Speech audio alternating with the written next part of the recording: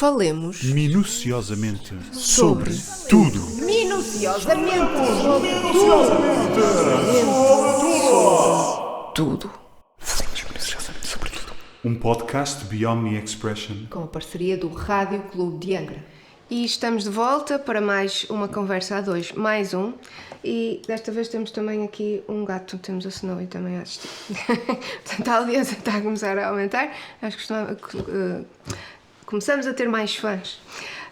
E hoje vamos falar sobre Martin Stewart e o projeto da Listening Planet. Isto surgiu de um episódio dos 60 minutos que estivemos a ver no outro dia e que falava sobre um CD que estava a ser lançado do Martin Stewart com... Stewart, eu não sei se é Copland ou é Copeland, acho que é Copland, não sei. E é o Wild Concerto.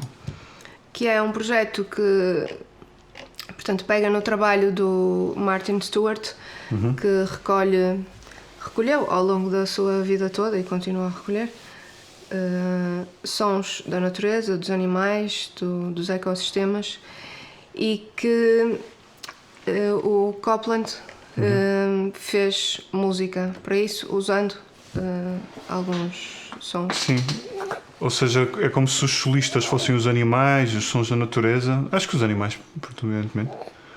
E depois ele arranja através dos instrumentos mais típicos da orquestra. Não sei se ele também vai buscar algumas coisas um bocadinho mais exóticas, mas os instrumentos, Acho que sim.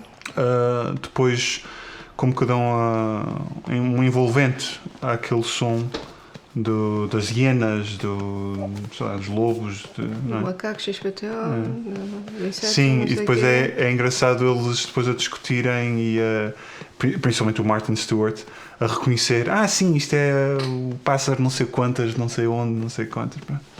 Que eu gravei no dia não sei o que, não sei. Possivelmente ele também conseguia reconhecer e lembrar-se disso, sim. Pronto, então, como nós somos músicos, este projeto, desde logo à partida, diz-nos mais do que nada. Suscitou não é? o nosso interesse. Achamos interessante esta busca e esta construção através da natureza, não é? Portanto, está a dar valor a uma coisa que existe. Comparar, por exemplo, com o trabalho que o Olivier Messiaen fez, um bocado diferente, não é? Mas o que ele fez foi escutar os pássaros, supostamente todos os que existiam naquela altura, e escrever a música que cada um deles fazia. E por acaso nós estivemos a ver no site da Listening Planet e tinha lá um pássaro que eu agora posso, interessante, depois ir ver qual era, mas não me lembro, mas que aquilo soava completamente a Messiaen. Foi tipo o contrário, não é o Messiaen soa aquilo, é tipo isto soa a Messiaen. Exatamente. Ou seja, para quem não sabe ou que eventualmente não sejam músicos, aqueles cânticos dos pássaros, aquelas coisas assim, às vezes muito complexas. Quando falas aí eu posso procurar. O Messiaen andou a transcrever aquilo, portanto andou a ouvir aquelas notas, aqueles ritmos, as alturas, não é? E passou isso para partitura, transcreveu para partitura. E depois compôs sobre... Sim, a questão é que enquanto que Messiaen pegou nesse som do pássaro, transcreveu a partitura e depois pôs um outro instrumento qualquer a fazer aquilo, não é? Portanto, era um instrumento a imitar o pássaro. Neste Wild Concerto do Stuart Copeland, o que ele fez foi mesmo pegar no som original, portanto, a gravação do pássaro, não é? E depois pôs instrumentos à volta. Portanto, aquilo não é uma transcrição, é mesmo o som original do pássaro a fazer aquele cântico. Que são duas aproximações bastante diferentes. O Messiaen bastante mais erudita, nesse sentido de haver uma transcrição, uma passagem de uma coisa para outra, não é? Há também situações em que se podia pegar, por exemplo, naquilo que um instrumento fazia e agora outro instrumento, ou imitar. Como é que nós agora vamos imitar? Eu estou agora a imaginar também em ópera. Antigamente, em ópera, se fazia isso também, de arranjar certos instrumentos ou construir certas engenhocas que depois imitavam o som do vento ou de uma tempestade, um trovão, não é? Não foi o Walt Disney que no início também Ah, fazia isso, não é? sim. Há um documentário a mostrar eles com Sim. aquelas placas para fazer a tempestade. Sim. Ou então para fazer os cavalos andar de um lado para o outro, não é? Era com duas... Não sei se era com um coco partido. Era uma coisa assim desse género. Fazer assim com aquilo e dava aquele som característico dos filmes da Disney. Vamos ver se eu consigo pôr aqui o passarinho. Eu tenho quase certeza que era este.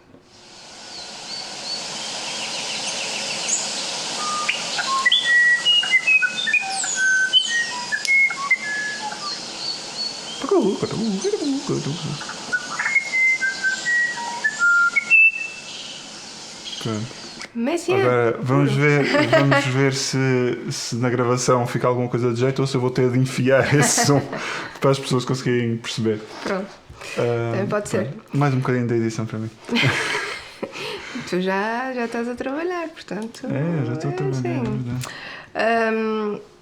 Então, nós achamos super interessante esta personalidade. Eu não conhecia. Não fazia ideia que havia Eu alguém já tinha tão... ouvido falar, mas não tinha noção de todo. Nós vemos, por exemplo, as séries da BBC e isso, como é que se chama aquele ator? David Attenborough. Exato. Eles Toda a gente dizem... conhece, não é? Sim, estes aqui, as pessoas aparentemente chamam o David Attenborough do som. Pois. Porque lá está, esse é super famoso e em princípio qualquer pessoa reconhece aquela voz e Sim, é mesmo muito característico. pronto. E o que é que ele está a fazer? Para além de estar a documentar e a ensinar, não é? Está também, de um certo modo, a preservar, não é? Está a criar uma cápsula do tempo em que mostra o que é que existia naquela altura. Isto porque há muitas espécies em extinção neste momento. E o Martin Stewart, o trabalho dele também vai muito nesse sentido, de alertar, em primeiro lugar, para nós termos mais cuidado com a casa comum, é assim que costumamos dizer, com o nosso meio ambiente e para cuidar das espécies que existem e que existem muitas em vias de extinção e que, pronto, é um alerta.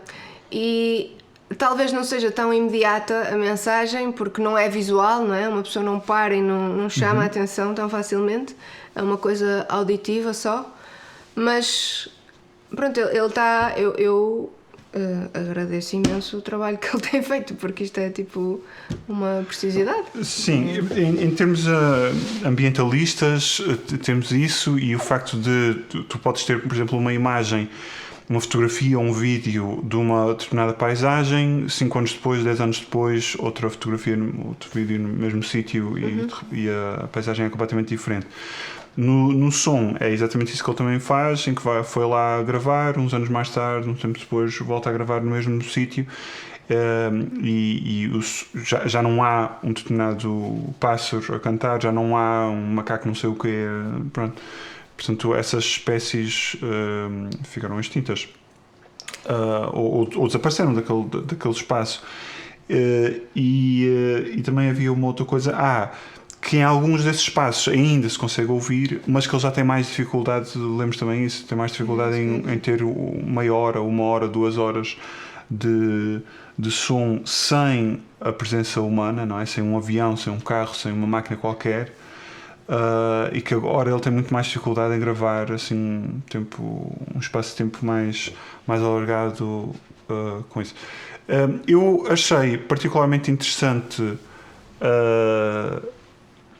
a existência desta pessoa e desta biblioteca de sons, desta recolha toda, particularmente porque eu sempre tive, ou desde há bastante tempo que tenho bastante interesse, bastante curiosidade em explorar este lado composicional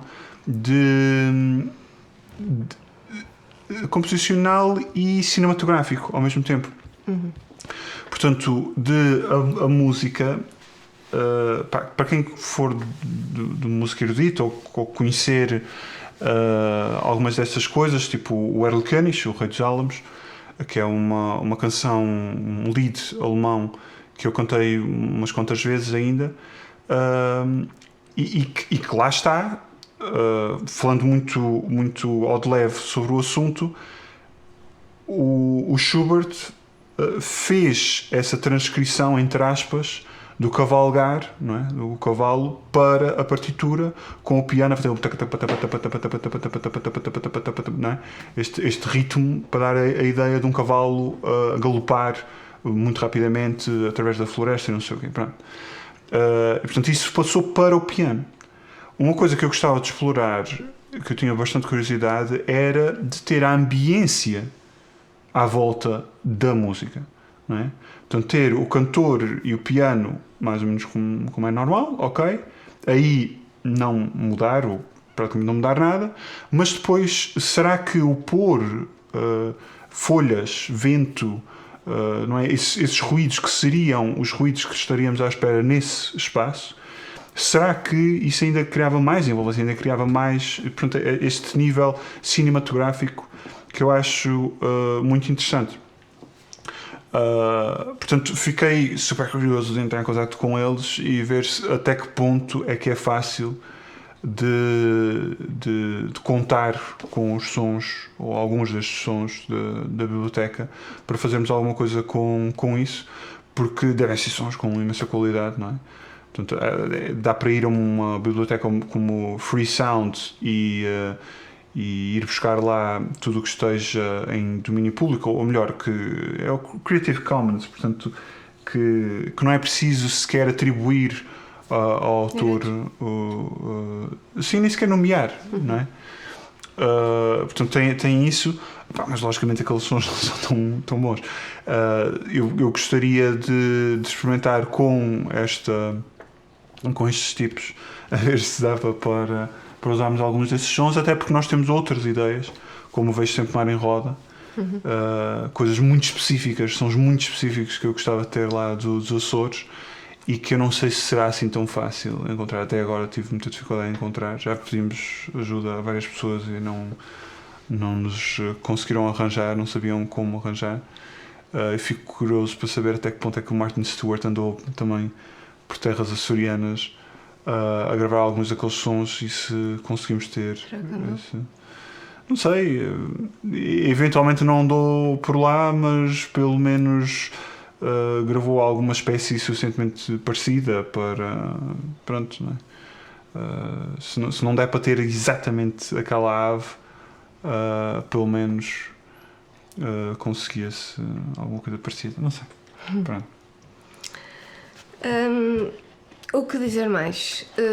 Se tiverem interesse, acho que é bastante pertinente irem pesquisar um bocadinho este site, perderem-se lá um bocadinho.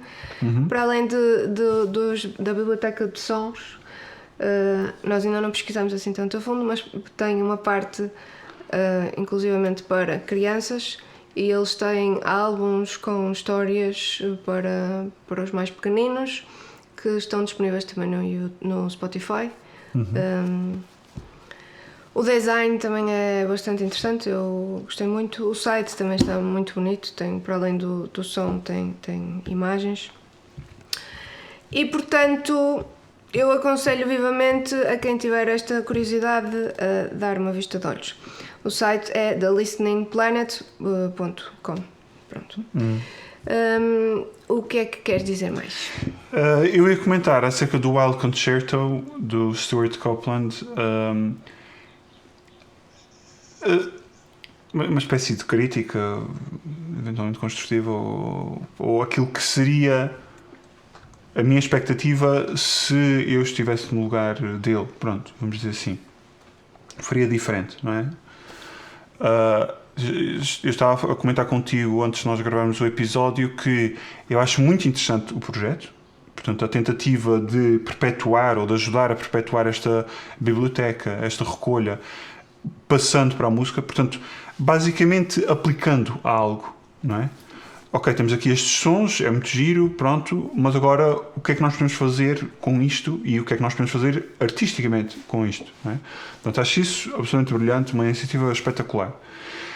E como eu expliquei, o que me parece é que ele pegou nestes sons originais e depois abraçou com sons de orquestra, com outros sons à volta. Tudo bem.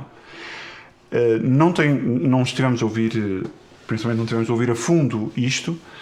Penso que não existe narrativa. Posso estar a dizer aqui uma barbaridade enorme. Mas penso que não existe uma narrativa propriamente dita. É mesmo esta ideia muito instrumental, não é? Tem os sons dos animais e os sons da orquestra. Pronto.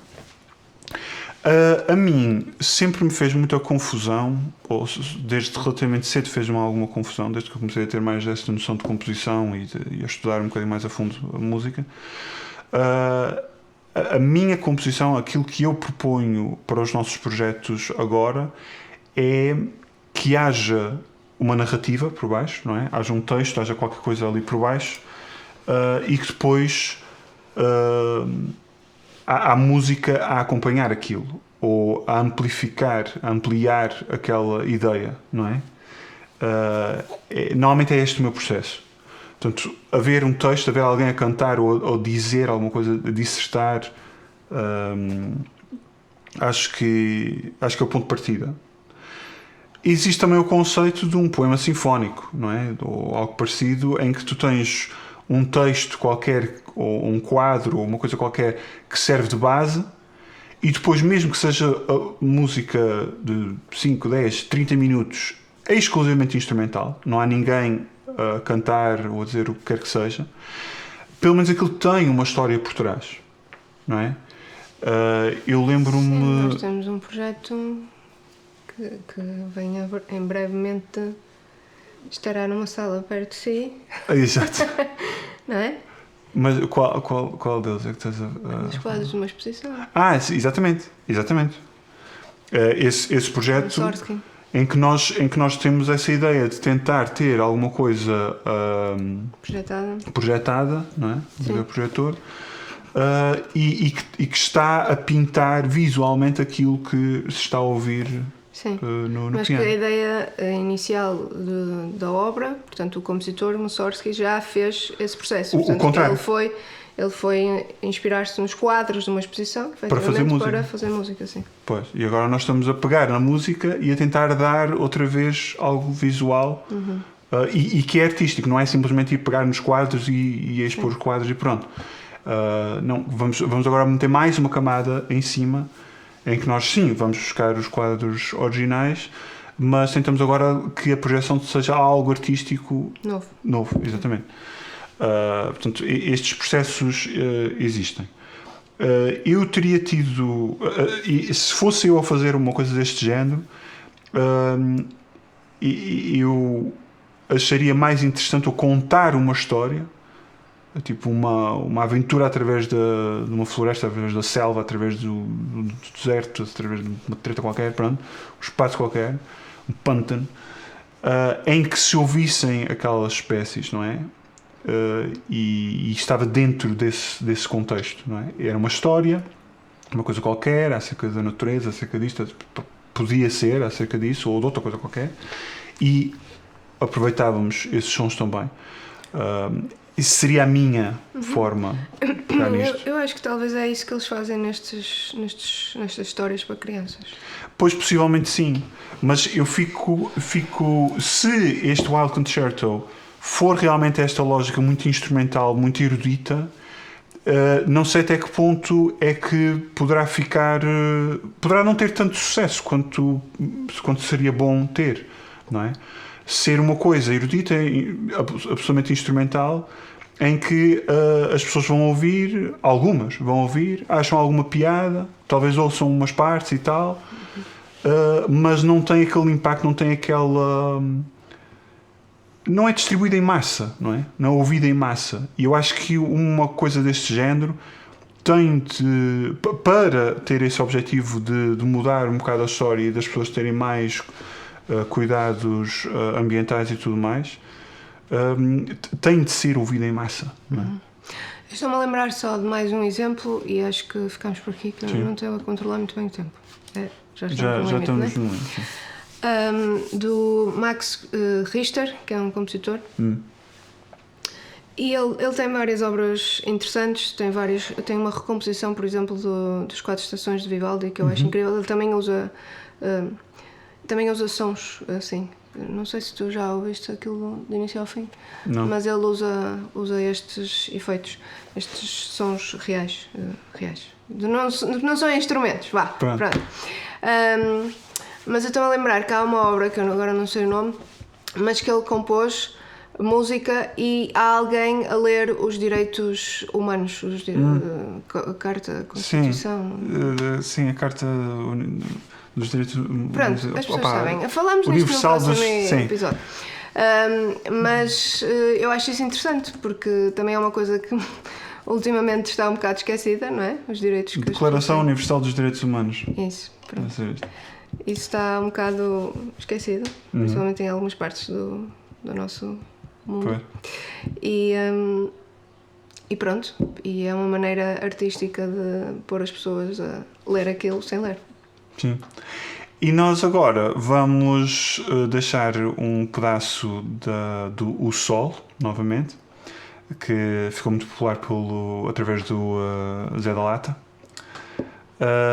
E só que é uma versão nossa já a misturar exatamente com isto dos sons da natureza e tal.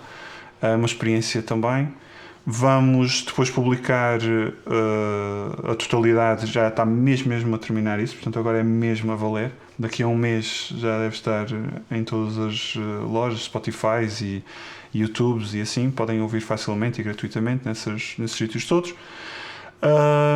Uma versão com essa ambiência, com esse envolvente, e uma versão só voz e piano, e depois vocês dizem o que é que preferem.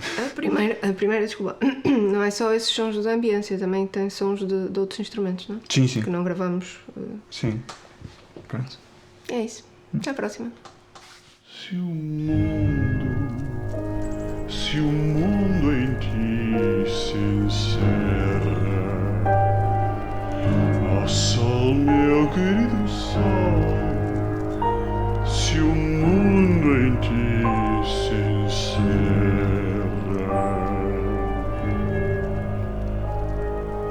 leva-me nesses teus raios,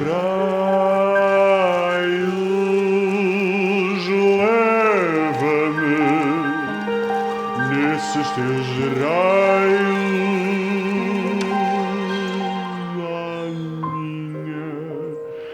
à minha querida.